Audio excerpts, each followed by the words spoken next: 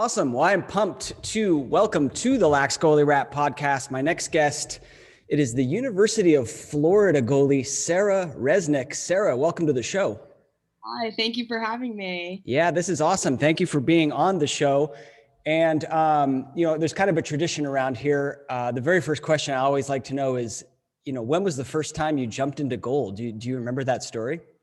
Yeah, actually, I tell it all the time because people always have to ask me like, "You're a little crazy for starting goalie so young or whatever." But I started lacrosse in third grade, just like everybody else, pretty much from Long Island. Or some people started younger, but I just started like for PAL and everything.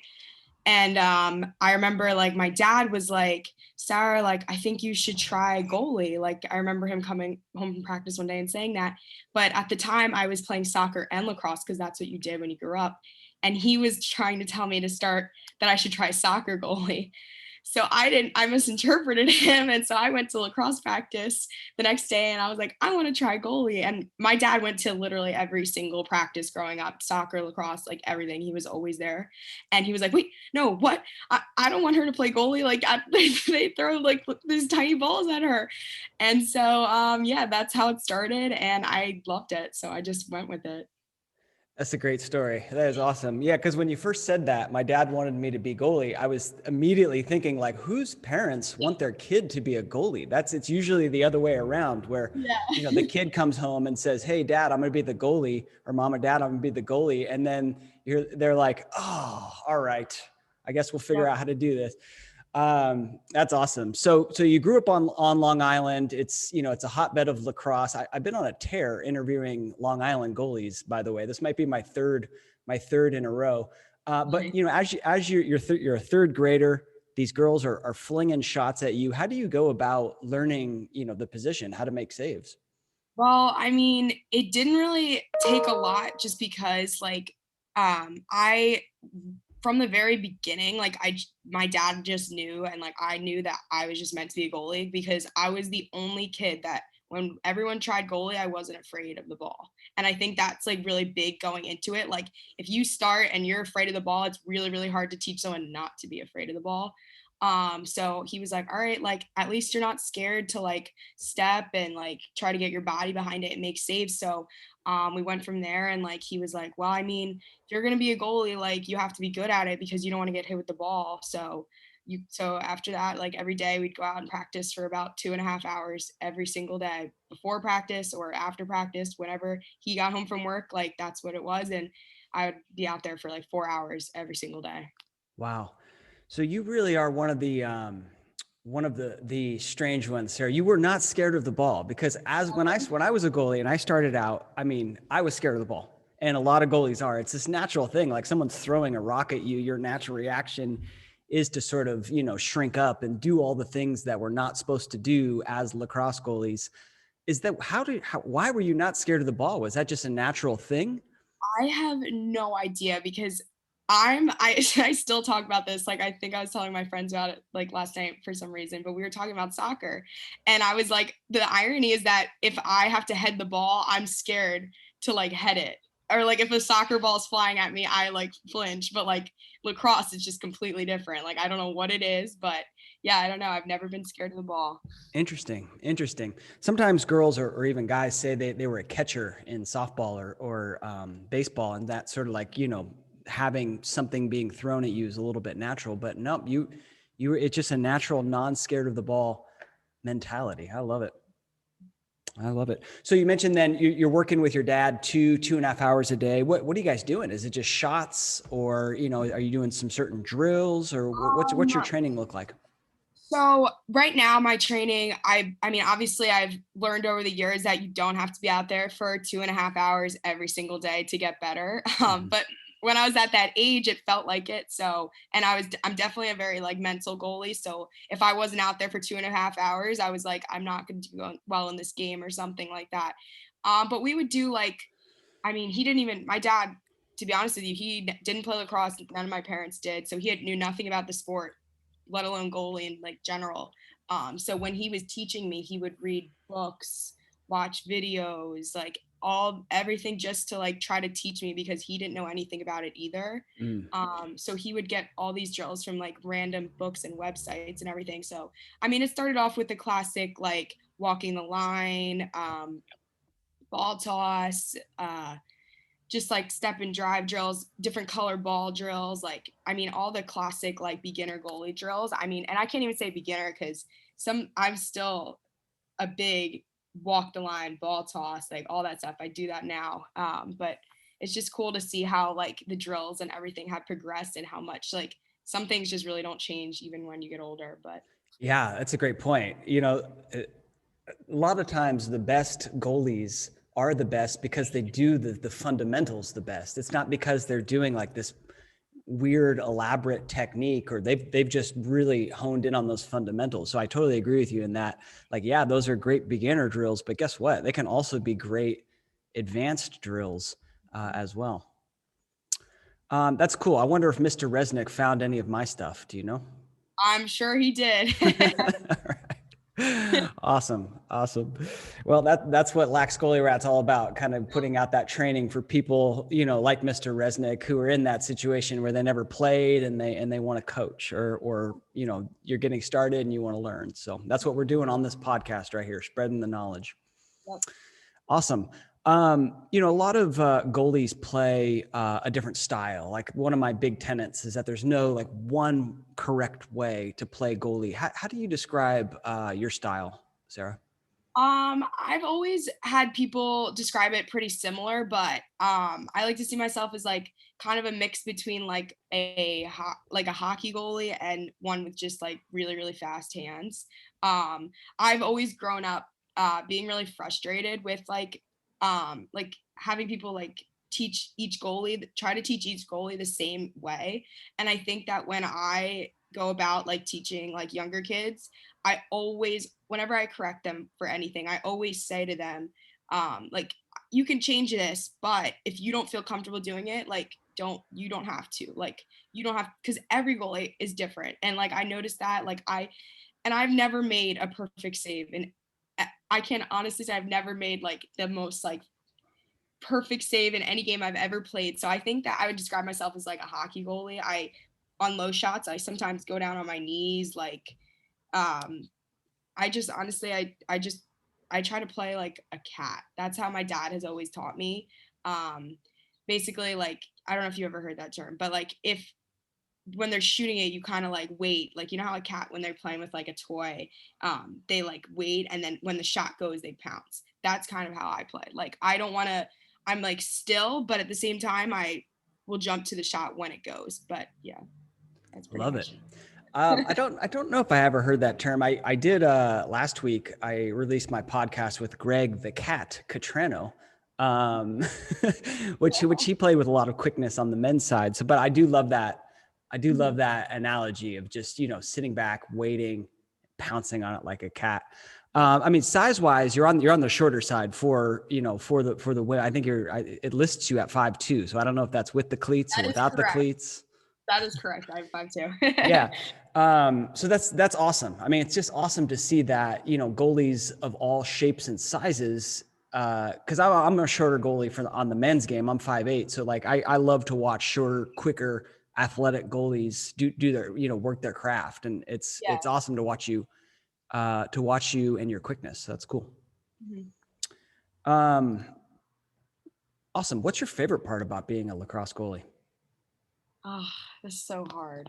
Well, I can honestly say my favorite part is like, obviously it's not easy being a goalie, especially like when it's day-to-day practice. Like, there's things that you just don't want to do sometimes, but I think what makes it all worth it is like when you have like a really really big game, and like you play really well, and like you can like come out of that game and be like, I was a really big reason we won. And like, I think the best part is like when your teammates come up to you after and they're like, you played like out of your mind. And like, I think that just like keeps me going, honestly, because like I don't think I could. It's a really hard position to play, and I think that like when you just do really well and your teammates are like surrounding you and like want to play for you, like that's really the biggest reason why I play. But yes. Amen. Amen. Right. That's why we do it. I was chatting with another coach the other day, and I was talking about how like ideally you want to create this culture that really just like backs the goalie, and part of that is just going nuts on every save, because it's hard to do what we do, you know, and you could have like a bad game. Let's say you have 5 or 6 saves, but those 5 or 6 saves are the ones that save the you know, that win the game. Yeah, Right? exactly. So yeah. Awesome. What about, you know, when you think about some of the goalies that you looked up to and learned from, who comes to mind for you? Wow, there's definitely a lot of goalies. But I actually was discussing this question with my dad before, and we always talk about this because there was always like, I grew up watching a ton of goalies, and each of them played differently. But I think the goalie that I always really looked up to, and I think I play like in a similar way, is I never knew her actual name, but I always knew what her nickname and what everybody would call her. But it was like Breezy. She played at Northwestern. I want to say it's like her first name was Brianna, but she was from Rocky Point, New York. And I literally will never forget, like I was in probably 4th or 5th grade. And it was when they held the national championships for the girls at Stony Brook. So that was the first year I ever went to the national championships to watch. And it was the years where like Shannon Smith played with her and like Northwestern won it like every year. But she was like the type of goalie that would played like a cat. Like she waited, and it was just so sick to see like her pop like high saves out of the air and like grab it. And like that's how I always like wanted to play. And like I never thought that like she was awesome. Like she was so cool to watch. I also like really looked up to Lauren Maxim. She was from Farmingdale. She played at UNC. I'm trying to think. Oh, another goalie I thought that was really cool was I don't know her name either, but she was the UNC goalie that played in the national championship in like 2013 when they went into triple overtime with Maryland. And this girl came down the field, and like this would have been like the winning goal of the national championship triple overtime, one-on-one with the goalie, and this girl pops the ball like right out of the air, makes like the save of her like lifetime, clears the ball, they go down and score and win the national championship. And I like will never forget that save. But yeah, those pretty much all the goalies I ever looked up to, but there's probably more. But Awesome. Yeah. Well, I'll have to get Breezy and Lauren on the show. Was that Kaylee Ward or Kaylee Waters, the UNC goalie? No, it was Okay. Before she got there. Before she got there. Okay. We'll have to look up that play as well. Yeah. Awesome. So, you know, you're starting out as a youth on Long Island.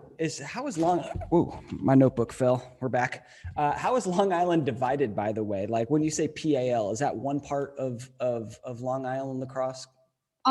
So I don't actually know what the meaning of the league is, but it's just like PAL, and I think it goes by like county. So like there's a PAL in Nassau County, and then there's a PAL in Suffolk County. Okay.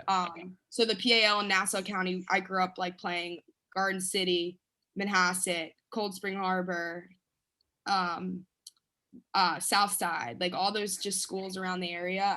I never really played teams in Suffolk until I got to like high school and everything, but PAL just ran from like 3rd, I think, to like 6th grade. And then after that, there was like another league that you could do, but a lot of the time nobody really played in that league because a lot of the time people would get brought up to like JV and varsity. So by then it was just like no one really could do the extra stuff. But yeah, that's pretty much what it was. Got it. And the goalies I just interviewed recently were from the high schools of Chaminade and Ward Melville. Is that in your league? Chaminade is a Catholic school for the guys. That's in Nassau County. I think it's like I don't know what town it's in, but it is in Nassau County. And then Ward Melville is Suffolk. Got it. All right. Thank you for my Long Island geography lesson. Appreciate it. So at a certain point when you're in high school, I guess, you start to think about playing lacrosse at the next level. When did that thought first come into your head, and what were kind of some of those conversations like with your dad? So I actually didn't really know what I wanted to do, like which sport I wanted to do until about like 5th grade. I still was like extremely into soccer. I loved soccer, and I even played it up until my senior year of high school when I couldn't anymore. But so about in 5th grade, I was like, I don't know what to do. Like, and my dad was like kind of pushing me to pick a sport and like go with it just because he knew I was good at both. And he was like, I think you could play at a high level. Like, so you have to pick kind of.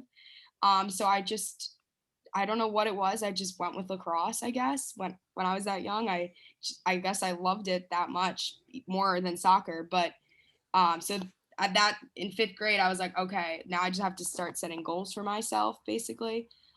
So I said in 5th grade that I wanted to make varsity as a 7th grader, and I made that like my goal for like 2 years. That I was like, I have to work hard, and I got to make varsity as a 7th grader.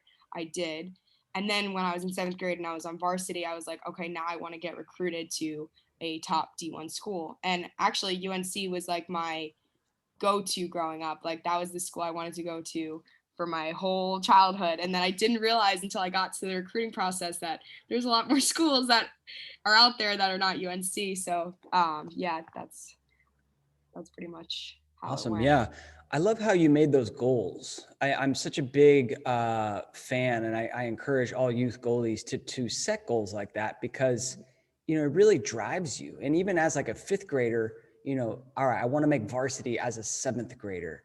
And now you've got this like underlying reason for going out there and getting hit with balls every single day, like it just drives you and you've got to have that. So that was really smart that you did that as a 5th Yeah, no, grader. that was my dad also. He was Yeah. always pushing me to try to set goals. Like even there was always like growing up, there was always long-term goals. Like the long-term goal was like making varsity as 7th grader. That was going to take 2 years, but there was always goals in between. Like even in high school, like every year I was like, okay, like I want to go to counties, or I want to get all county, or I want to be, or okay, this year I want to be an all American. Like, and it was like year by year, like there was always something to work for. Like even to this day, I was like beginning of the year, I was like, I want to do really, really good. Like I want to make it far.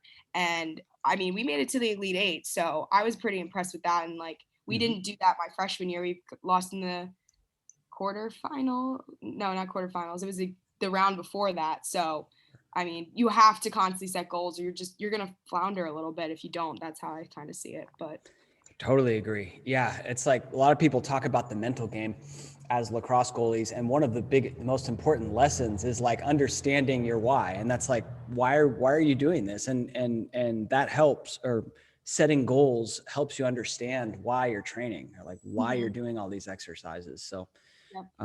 that's awesome that you're able to do that. I was going to ask, like, what do you think soccer added to your lacrosse goalie game? I think that soccer helped me a lot in different ways.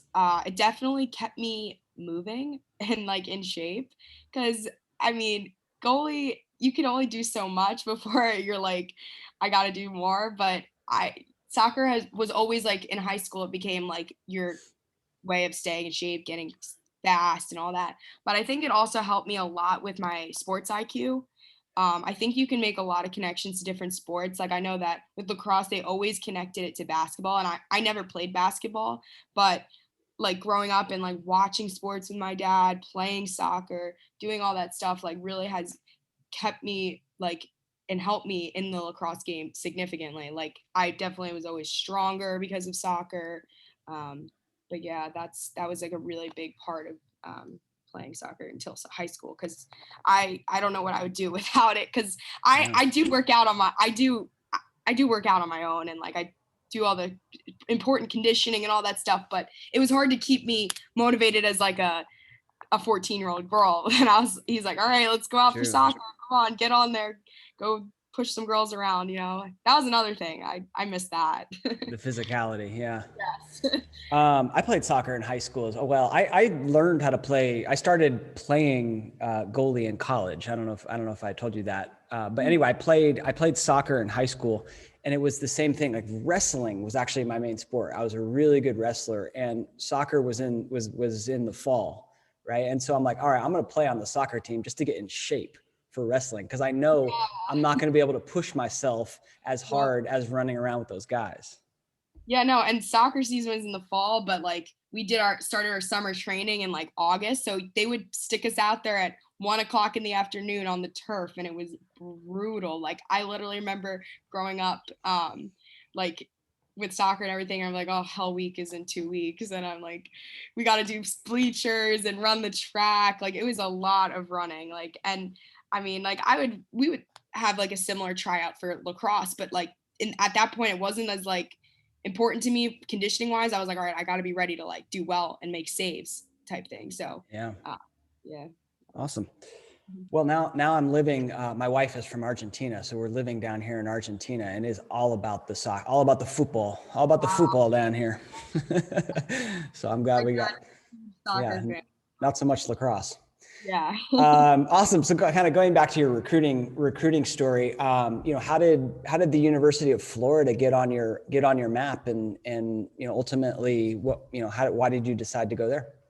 Well, I always had a little bit of interest growing up in Florida. My younger sister Maggie loved Florida growing up. Like her club coach was Shannon Gilroy, so she always was just like, I want to go to Florida. Like that looks so much fun. That looks so cool. And like, so I always like I was always like a little bit of a fan. And then we started the recruiting process when I was like the summer. I guess like I was in 8th grade, so it was the summer going into freshman year was when it like was really, really like that was when you had to like commit at the time. Um, and I mean like it wasn't that really hard of a decision. Like I absolutely loved Mandy O'Leary. I still do. She's the greatest coach like you could ever ask for. But she was a huge aspect of me going there. She's like a mother, like away, like when you're at school, like you never feel like homesick or anything. Like she's always there for us, sticks up for us.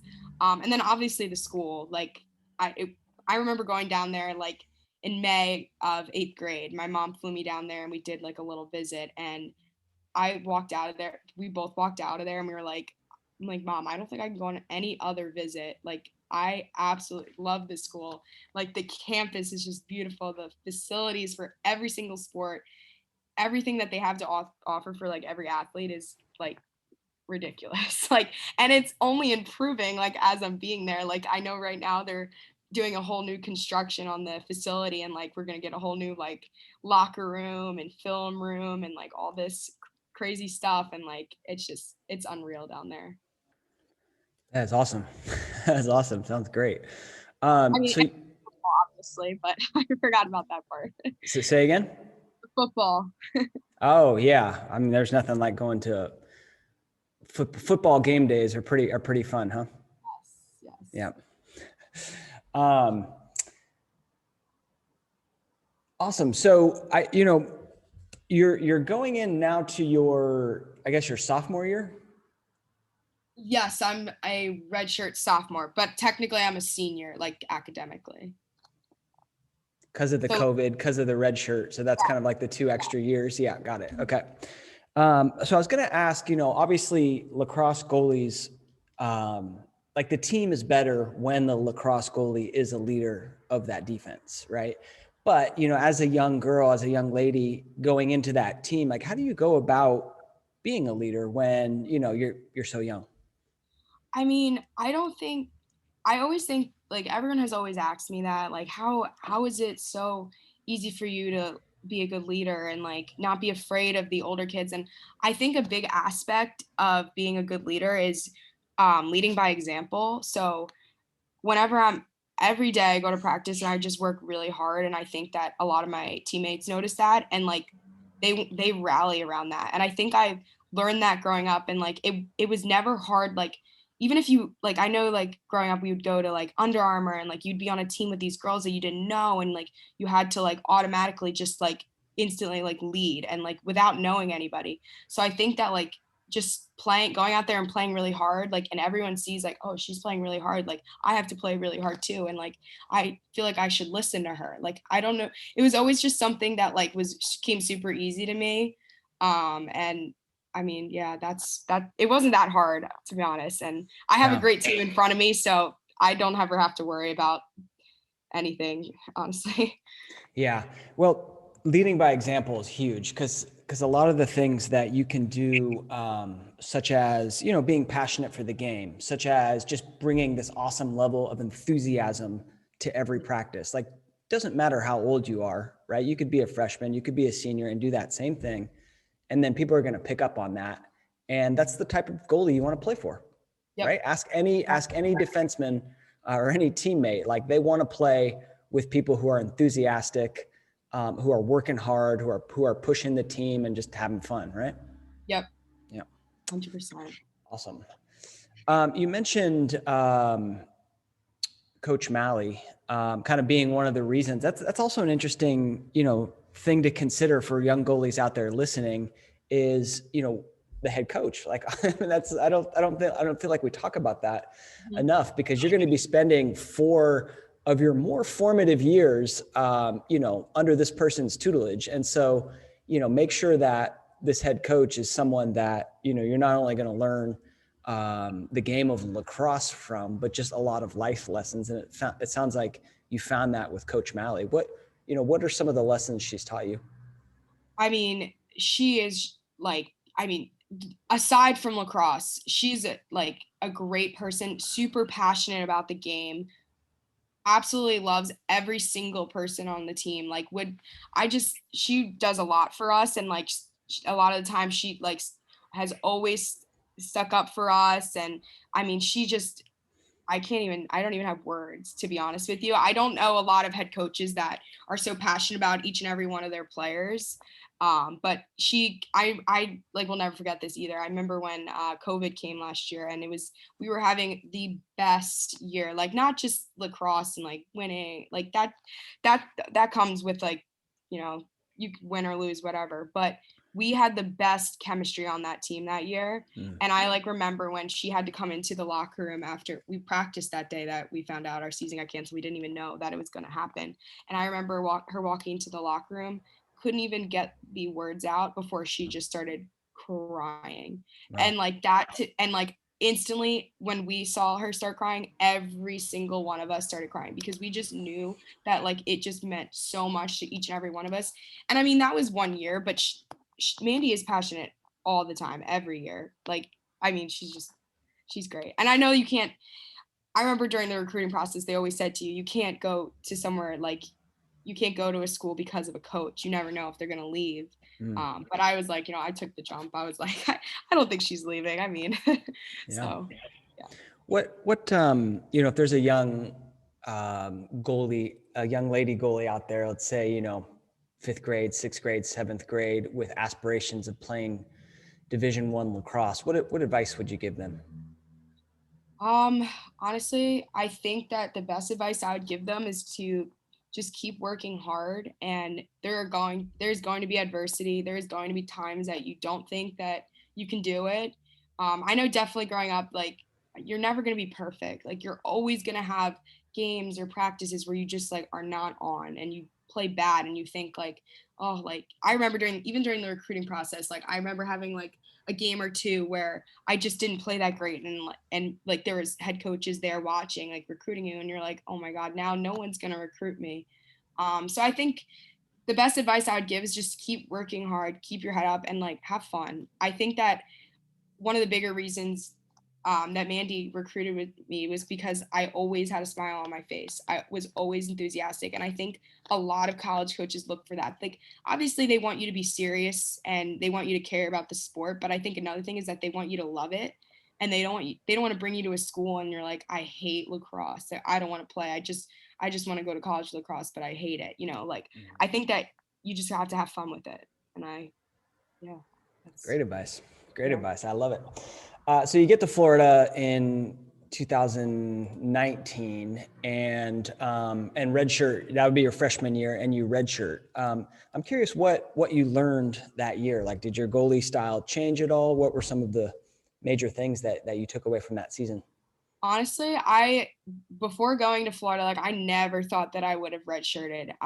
But I remember that year and they said, you know what, we want to use you for 4 years and we don't think we will be using you this year. Haley Hicklin was a great senior goalie and I totally understood that. And I was you know what, I agree. I think I should redshirt. And I learned so much about myself that year that you don't learn from playing on the field.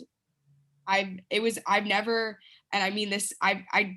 have sat on the bench. So for me, that was a really weird process. And I think it taught me to how hard it is to be on the bench, but also how you have to be a team player. And like, I think that like, I had so much fun. Like I made so many friends, like from standing there and cheering on your teammates and like rallying around them. And like, it's hard. And like, I remember the first couple of games and I was like, I want to go out there. I want to make that save. Like, and it wasn't easy, but I definitely learned so much about myself that I wouldn't have learned if I didn't take that red shirt, you know? And you see that like when your teammates are on the sideline and they're rooting for you, like it's seriously so awesome. Like I got to see both sides of it. Yeah, that was. Yeah. For people that don't know, like, I don't know if I've ever actually talked about redshirting on this podcast, but essentially you're practicing with the team, right? I mean, you're involved in every single practice, every single film session, everything the team does, you're doing. But you're on the sideline for the games. You don't suit up for the games, right? And then you're not using a year of your 4 years of eligibility. Do I got that right, or anything you'd add there? Yes. So I practiced every single day. For every game, I would still suit up and put on a uniform, and warm up. I used it kind of the warm up as like a practice. Like they just still wanted me to practice that, I guess, a little bit. But I was ready to go. I had my helmet on, but I knew I wasn't going in. I was still like a backup. So they just in case, God forbid, like they needed me to go in, I would have went in. But yeah, it was definitely really difficult. Gotcha. So you do suit up for the games. That Yeah. was one thing. Okay. Awesome. Some people, I mean, you just like, if you do go in, your red shirt is off. So most people don't suit up, but I guess because I was a goalie and I was like still a backup, they still wanted me to. Gotcha. Mm-hmm. Break glass in case of emergency, and enter Sarah Reznick. That's kind of how. Well, cool. So then that goes into your next year, where you do end up earning the spot, the starting role. As a redshirt freshman, now your sophomore year. How was that goalie battle? It was definitely not easy because, I mean, I still was there a whole year of practicing, and like it wasn't like they never seen me play. So, like it wasn't like they knew how I was. And like, I think it was more of a matter of fact, if like I was going to go into the next summer and like be a dud, like, and not work hard at all. And they were like, oh, like, dang, like, come on, like you're supposed to be our starter. But I took that and I literally ran with it. Like I worked so hard the summer going into my sophomore year, but it was after my redshirt freshman year. But yeah, no, it was definitely a battle.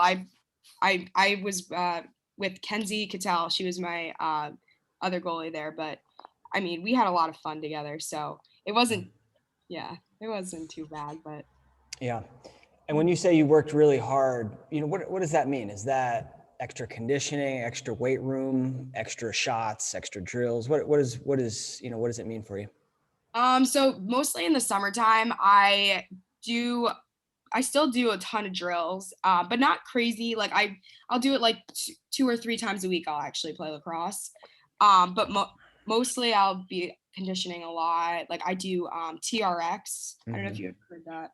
Yeah, the bands, like the. Yes, Yep. yes. I do TRX classes at this place in Oceanside.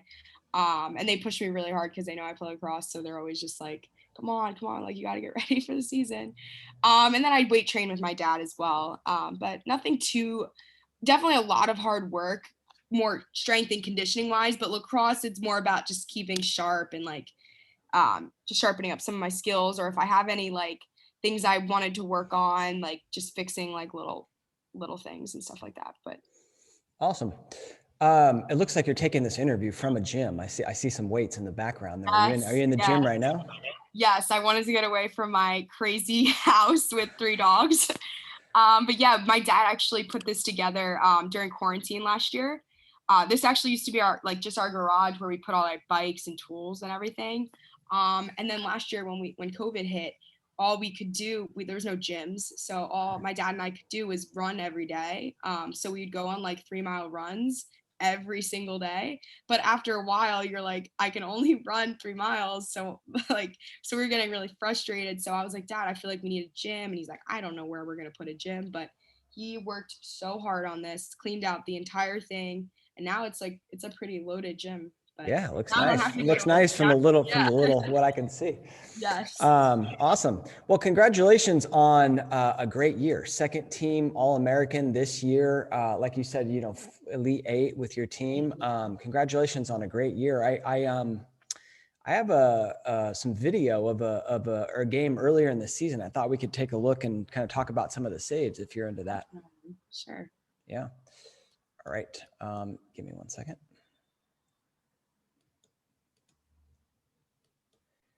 I will warn you, the video is not the greatest quality, but in terms of just not in terms of the saves are amazing. I'm talking about just the quality of the video. So first play right here. Low clock situation here for the Tar Heels. Kind of a loose ball outside of the crease, and boom. There you are sprinting outside of the crease to not only win that ball, but then, give a little juke. Has that always been a part of your game, that outside of the crease play? Yes. I literally remember playing like my first game in like third grade. I don't remember actually asking my dad this, but he'll like never forget it. And I remember like there was always like a ton of ground balls. Obviously in third grade, nobody knew how to catch and throw yet. So the ball was always on the ground. And I remember saying to my dad, "Can I run out and scoop it?" And he's like, "I think," like, he's like, "I don't know actually." But I from that time I always was like a very, very active goalie. I always went for ground balls. I eventually learned to go for interceptions, and I was never afraid to run out and try to like dodge somebody. But I realized as I got more towards college, it definitely got a lot harder, just considering the girls are much faster. The ball's not on the ground as much. Everyone's a little smarter. They're not going to throw an interception into the goalie stick. So I don't come out as much as I used to, like in high school and everything. But obviously, there's always that like one opportunity a game where I can come out and get a ground ball. And I thought on that one in the video that was a pretty reasonable time to step out, just because there wasn't that many girls around. I don't usually battle somebody for a ground ball, but if it's open out in the open, I'll go for it. Yeah, that, leaving the crease was a big aspect of my game too. And I think like if you're a shorter, quicker goalie, like it should be, there's no reason, if you're a big kind of slower, like I said, there's goalies that are 6'4" and 200 pounds and not as quick as us. And that, in which case, if you want to stay home, fine, but if you're short, quick, and you can see an opportunity where you have like, I don't know, just direct access to a ground ball, like by all means, get out of the cage and go get it. Yeah. I think this save right here. One is leading goal scorer. That's where we're talking about that cat-like quickness, where this girl is in front, and I mean that's pretty close. She takes a shot in traffic, and bam, you explode up. Anything you want to add on that save right there? I think another really hard part that I learned in college is that when you're in high school, a lot of the time girls don't shoot it unless they're pretty open. And I think when you get to college, it becomes very difficult because they'll shoot it with a girl in front of them. They'll shoot it with a girl on their back or a girl on their shoulder. They'll shoot it falling down. So I think that's definitely something I had to adapt to. And I think right here I did a good job of seeing it through traffic. And she didn't look like, if you see this now, I don't think, like, I wouldn't think she was shooting the ball. There's a girl standing in front of her, but, right. But yeah, no, I think that was a good save just from that aspect, but yeah. Yeah. I mean, I love your stance and positioning, right? Like, I mean, you're right smack splitting the cage from the shooter's perspective, nice athletic knee bend. Like you could explode low, you could explode high. This shot happens to come high and it looks like it's, kind of over your head. So you just explode up. No step needed right there. No. Yeah. It's a great save. Thank you. Yeah. So there's this play is kind of interesting right here. So high over the end line. It's a great inside move for Hogue. She loves that. That is her MO. Good job on Florida nice defenders save. to try and So stop that. if you're just listening to the audio, by the way, and you got notes, so UNC takes a shot, and like both you, the UNC girl and your defender kind of go to chase it out, but UNC wins it, and then she sprints back on the field, and your defender is still like chasing the shot out, and it looks kind of like, here, I don't know what you're saying, but it's kind of something to the extent of, hey, get on her. Get over here. Something like that. Yeah, something to the extent of like, hey, get back, which is smart, right? I mean, that's when we talk about lacrosse IQ, it's almost like at this point, like you're seeing, no, like this girl's about ready to pick up the ball. As soon as she steps onto the field, the play starts and we're out of position. So like, when we talk about lacrosse IQ and learning the game, I mean, that's a huge thing, right? Mm-hmm. Yeah. I think another thing, this was, you were never allowed to do this in the past, but with the new rule, it's self-start behind the net. And I think that has been a really, really big change, because the amount of times that this happened this year was insane, because I think that also the girl that's running out is a freshman, so she wasn't used to the self-start yet. I think this was our second game. So she didn't even think like, oh my gosh, I can't, like, there's no whistle, like she could just sprint in right now. So I think that was like another thing that was definitely really weird in this play, but it happened a few times this year. Interesting. Yeah. Anyway, so then she sprints on and you're like, all right, well, I guess I got to make the save. And you kind of get into kind of position. I know she kind of stick your stick out right there. Is that like a specific technique, or talk to us a little bit about that? I always notice myself doing that for some reason. It's not really any technique. I do notice it though. Like I'll see it in pictures sometimes. I don't know. I think I just get excited, to be honest with you, but that's about it. I don't know. Yeah, I was gonna say I have a picture like of you right here that I have, and it kind of looks like, both arms are extended out, which you'd probably agree with me is not great. Like this could be a still, just kind of a snapshot in time, but ideally you want like, some athleticness in some bent elbows so you can then explode out, right? Yeah. That's kind of what I figured. Yeah. Anyway, so then great save. It looks like, I don't know if you get this with your foot or the stick, but I love that save right there. Thank you. All right. This one's awesome right here. Mostly because you kind of make the save and then you kind of check with your check to see if you're still in the crease. You're like, yep, I'm still in the crease. Awesome. Like, I'm safe. Yep, my toes are still in there. The next one I wanted to take a look at is right here, the 8 meter shot. What goes through your head? What are you reading on a play like this, an 8 meter shot? Well, right now, I guess it's in our right hand.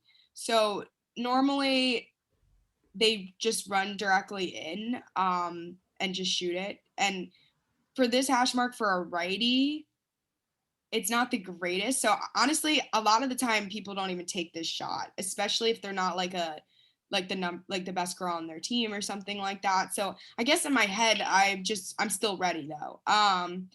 And then I guess another scenario that she could do, which I think she does, is come all the way across the 8 and cut off the girl on her left. But yeah, no, free positions are definitely not easy whatsoever. And I think that in high school, it was a really big aspect of my game. Like free positions to me were like free throws. Like I would make every free position save, like, cause I was like, all right, cool. Like that was like a cop out almost. Like I would tell my defense to put them on the 8 meter in high school. But when you get to college, it's not the same at all. Like, in fact, I'm always like, stop putting them on the 8 meter. Like, it is not easy to make a save on these. So yeah, I mean, it's not the greatest hash, but she still takes it. So yeah. And this angle right here shows your great stance, and you do have that, like we talked about earlier, the athletic bend in the arms and kind of a higher arc. You're like, I don't know. It's definitely not a flat arc. Have you always played, on a higher arc, or is that kind of situation dependent? So it's definitely situation dependent. I usually play on a pretty flat arc just so I give my hands some time to like react. But on free positions, I do take like about a half a step up. I don't know why, it just really works for me.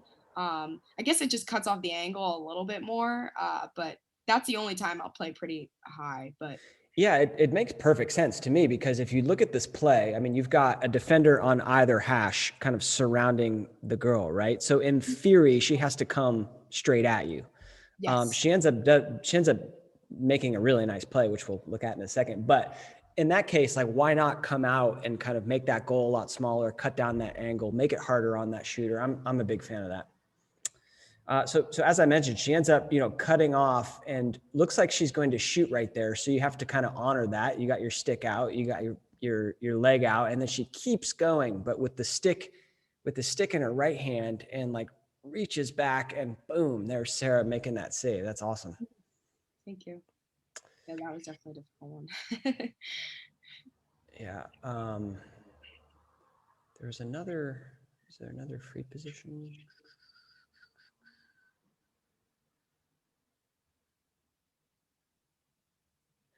I was going to ask about this play. Wareheim misses. I don't think you can do this in the men's game, like pick up the ball and put it into your stick. Oh, you can't? So that's legal in the women's game, huh? Yes. All right. Learn something new every It day. always makes it so much more comfortable. I feel like sometimes you just don't want to break it. All you need is just like rake it and rake it. Yeah, right I mean, into if that's legal, why not pick it up Yeah. and put it in there?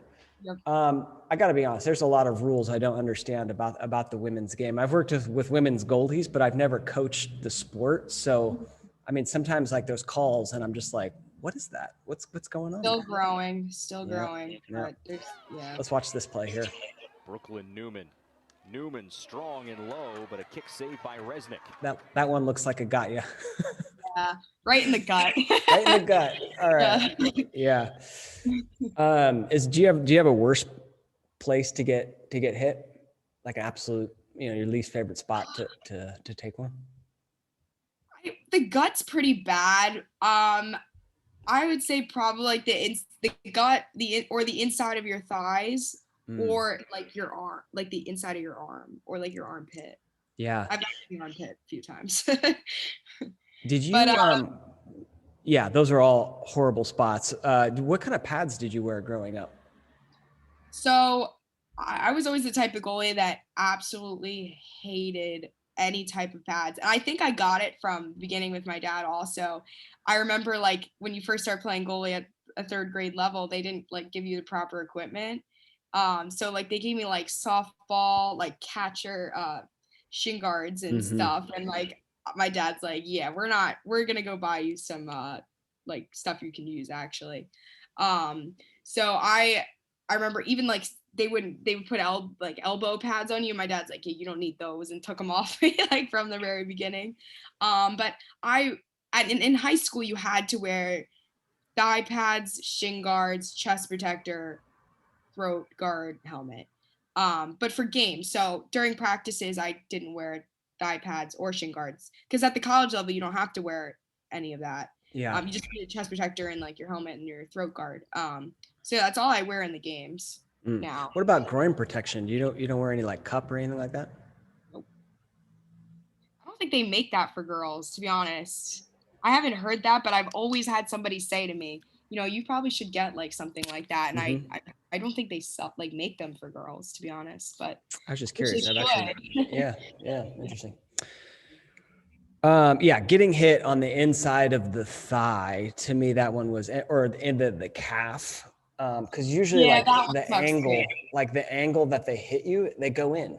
So like not only do you have this hideous bruise, which by the way, you as a lacrosse goalie can probably explain all of the stages of a bruise. It starts out this like just a nice little red mark where it hit you, right? And then what? And then so it's like the red ball mark. You can actually like sometimes if you get hit hard enough, you can see the imprint of the Under Armour like brined on you. And then it gradually starts getting a little like purple and blue, and then it gets like the whole thing is just like a nice solid mark right on your leg. But yeah, no, I've definitely had a lot of really bad bruises growing up. I mean, it makes for like a comical story now. Like I look back and like I have a ton of pictures in my camera roll now of just like really bad bruises, and I can always just like, if anybody ever asks me like, oh, you like what's your worst bruise, I'm like, oh god, I have so many, I have to go look. But yeah. Yeah, that's the life cycle of the bruise. And then like the browns and the purples, and they start like, and the yellows sometimes they start like spreading out until it just fades away. Yep. Until you get that next one. Yeah, until you get one right after. That's right. Awesome. Well, thank you for going through that tape and kind of walking through some of your saves. I think that's really valuable for the young goalies. Yes.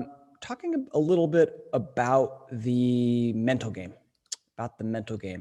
When you think about being mentally tough, Sarah, what comes to mind for you? What does that mean? I think being mentally tough to me is not just like going into every game and like having enthusiasm and wanting to make every save, but I think when it comes down to it, it's about making the save the important save, you know? So like it's more of the fact that like you have to be in it to the very end. And like even sometimes like I'll look back on games and you don't realize it, but like the save that you're supposed to make in the beginning of the game was the save that like mattered the most, not necessarily the one at the end of the game. So I think like for my mental game, it's more about playing like full games and like not just the 60 minutes you're in the game, but also the 2 hours before the game, the night before the game, getting a good night's sleep. Like all of that goes into my mental game.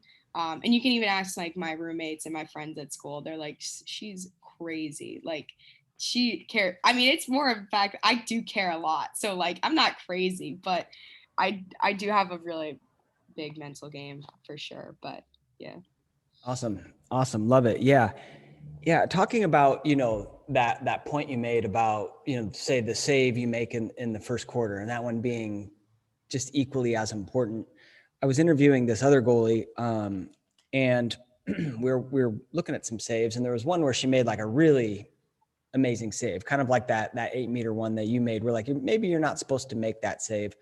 Mm-hmm. And then there was one where she just made like a normal save, like it's an outside shot, very good defense. The girl's kind of fading away, and I was saying, yeah, that's probably one that you should be making that save 8-9 times out of 10, right? And she's like, that's actually the save that pumps me up the most, because those are the saves I'm supposed to make. Yep. Right. And if I can make those saves, I mean, you're not supposed to make those other saves, but if I can make those ones, then I know that we're going to win. Yeah. So I like that. That's interesting. I like that too. Yeah. I've never thought of it about that. I know it was. That's why I love talking with goalies. I'm like, wow. Yeah. I've never, I've never thought of that. What about pregame rituals? Are you a big pregame ritual goalie? Yes. I've always been a huge pregame ritual, not even like my whole life. But like I remember even in high school, like you knew it was a game day for me because I would have my headphones in, watching game film. Like literally, I was in class. Like the teachers knew I was, but they were like, "We don't want to mess with her. She's scary right now." But yeah, I'm a huge pregame ritual. I do my hair the same way. I put my shoes on the same way, like sock, cleat. Like I'm very superstitious. And even like I used to go as far as like making sure that like the same girl braided my hair like for every game. But yeah, that I'm trying to think of more, but there is a lot. Like even sometimes eating the same meal, like just like, I can't wear those specific thigh pads because I played bad in that with those thigh pads, so I have to wear the other ones, today. So that was always another one growing up, but I have a lot for sure. I love it. Eye black. Do you have like do you wear eye black? Is there a specific way you do it? Not in college, believe it or not. I used to wear it in high school for every single game, and that was another thing. My eye black was the same way for every single game. But in college, I guess I just don't wear it because my teammates don't wear it. But I used to do it, but I guess I just stopped. Somehow I got out of that one, but now you're getting in my head. No, I I don't want to get in your head. That's not what this is about. I'm just curious. What about, it looks like that tape that we were watching, you were wearing the sweats. Do you always wear the sweats, or is it just on cold days? On cold days for sure. Okay. I try to stick with shorts, but if it's too cold, I don't want to, you know, make myself like. Yeah, you want to stay warm. Yeah. I love the sweats because to me it just it looked good. Like that was that was one part of it, but then also it's just like an extra, I don't know, like half millimeter of cotton that like absorbs the shot. So like anything we can get. Cool. Well, thank you so much for going through this with us, Sarah. This has been a ton of fun. How about, have you ever gone through a slump in your career? And if so, like, what did you do to get out of it? I was talking about this also with my parents because I was like, I've never remembered myself going through a slump. And I was like, have I ever gone through a slump? And they were like, never. I can honestly say I've never gone through a point in my career where I just was out of it. Like I've always found ways. I mean, there's always been a game or practice here and there, obviously, but there's never been like long term where I'm like, I can't motivate myself. I can't make saves. So and that's why I keep going, like I haven't been burned out yet. So I think that's really important. I think a lot of the time when you start from such a young age that you can get into these burnout points in your career. But I can honestly say I've never really ran into a slump. That's great. That's very unusual for goalies. I mean, a lot of times goalies do face slumps. So I hope you're prepared if one does come. It sounds like you've got the right mental attitude to overcome it. Mm-hmm. You mentioned not being burned out. Does that is that about what contributes to that for you? Is that about just taking enough time away from lacrosse, or is it more about your kind of that drive that we talked about earlier? I think it's a little bit of both. I definitely still am driven, and I still work extremely hard in the summers, but I've learned growing up that it's okay to take a little bit of time away from the game, and I was always, like I said, I'm very mental. So I always thought that like I needed to practice every single day to just like keep getting better and better.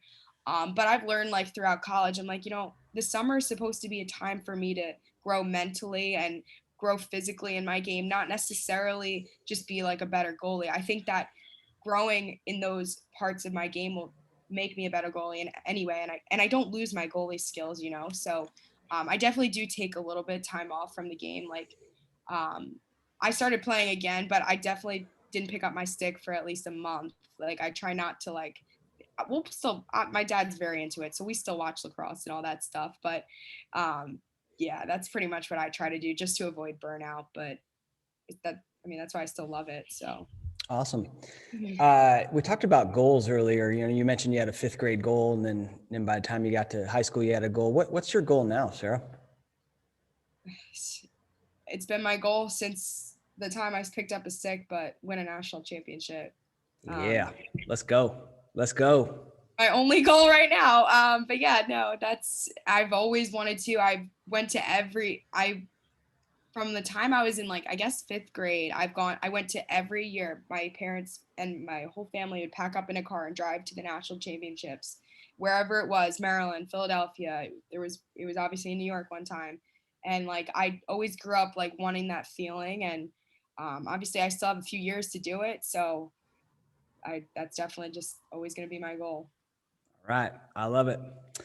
Well, good luck in the upcoming season, Sarah. And thank you so much for coming on and kind of sharing some of your goalie knowledge.